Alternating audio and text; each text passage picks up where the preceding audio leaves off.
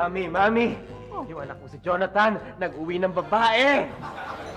Dad, Oo. bakit sak na sak ka? Eh, normal lang yun. Mami, nakalimutan mo na ba yung anak mo may asawa na?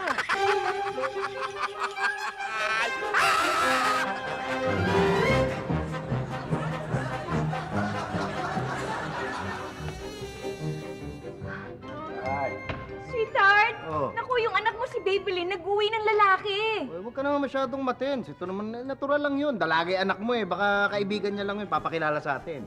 Kaibigan, eh magkasama sila ngayon sa shower. Okay, okay.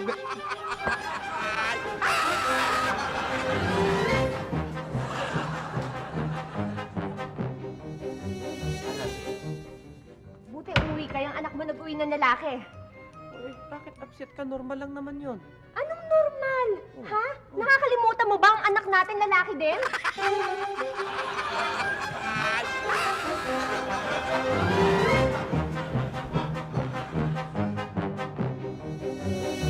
Ako, Daddy. Ako, Daddy. Daddy, yung anak mo nag-uwi ng babae. Oh, nag-uwi naman. Ano naman sama dun? Normal lang yun, sweetheart. Daddy, nalimutan mo na ba yung anak mo 7 taon lang? Grade 1 ang anak mo.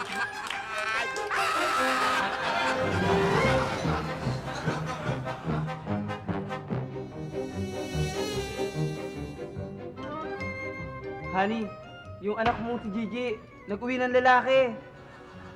Mukha man tao yung lalaki? Oo naman.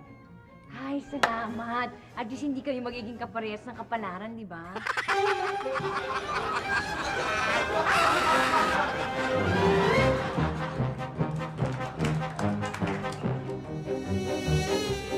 Dad. Sweetheart, buti naman na pauwi ka na, oh. Nag-aalala ko yung anak niya mo nag-uwi ng babae dito sa bahay. Ha? Ito sila.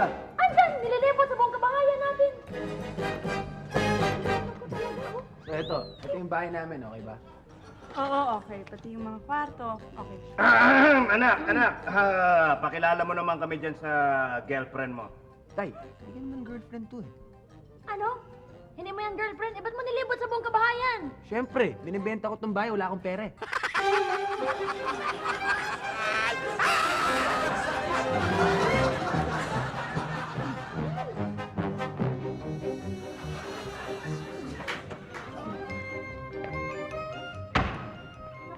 Buti dumating ka.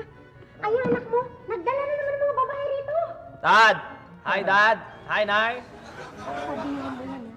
Mamaya mag-asawa agad yan, eh. Yan, mag-aasawa. Hindi pa mag-aasawa ganyan. Ba't dala ng mga magandang babae rito? Eh, para inisingkat, inggitin ako.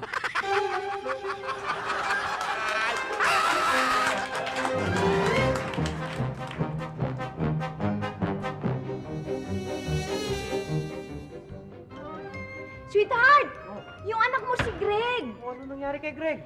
Eh, ayun, may kasamang babae. Tapos nasa loob sila ng kwarto.